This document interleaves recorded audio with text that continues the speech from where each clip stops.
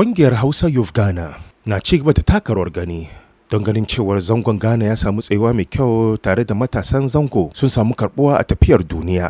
Na daga cikin shirye-shiryensu na ganin cewar su ma sun bada nasu gudunmuwa shine sun mika taimako ga waɗanda ambaliyar ruwa ya ci su a garin Volta biyo bayan buɗe madatsan ruwa ta Akosombo dam da aka yi wanda ya janyo musu ambaliya. Daukacin al'ummar ƙasa da ƙungiyoyi da attajirai suka dinga mika taimako, da bisa hakan ne suka ga ya dace cewar su masu hoɓɓasa domin tattara taimako daga ilahirin al'ummar zango da kuma Hausawa domin ganin cewa mu ma bangaren mu mun bada namu gudunmuwa. A makon da ya shige dai a fadar sarkin Hausawan Greater Accra Alhaji Kabiru Kadir English, ƙungiyoyin magajiyoyin Ghana suka kawo taimakon kayan abinci da sauransu domin a tattara aiki zuwa ga Volta region domin tallafa wanda ambaliyar ruwan ya rusa da su a can jihar Volta. Ga dai jawaban da ya fito a sanda ake mika wannan taimakon a kofar fadar sarkin Hausawan Greater Accra.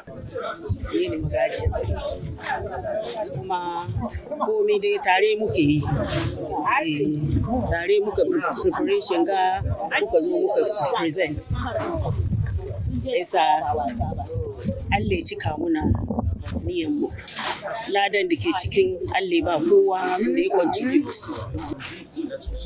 Yau gashi nan shinkafa, mai, ruwa, taliya, baisin da dan ba iyaye su yi kokari. Makaranta dai dole ne ya kamata yara su te, amma education ya kamata a ba su education. Don kana da education ma ya bude maka hanyar sanin Allah. Shugaban kungiyar Hausa Youth Ghana Salu Sha'ibu Sarauta ya yi bayani dangane da wannan taimako kamar haka. Na ganin cewa wani ibtila'i ya faɗa wa uwanmu ta ɓangaren Volta da Greater Accra da wani ɓangare na gabashi. To ana taimako kuma nan muka ce bara mu je mu kira su a taimako. Haka wannan kungiya na iyayenmu ba nan su ba, turai su ne.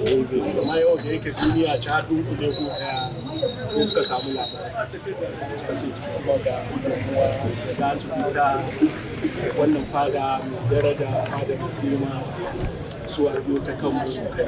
Muna godiya da aka fitar aka yi wannan abin. Allah ya su kara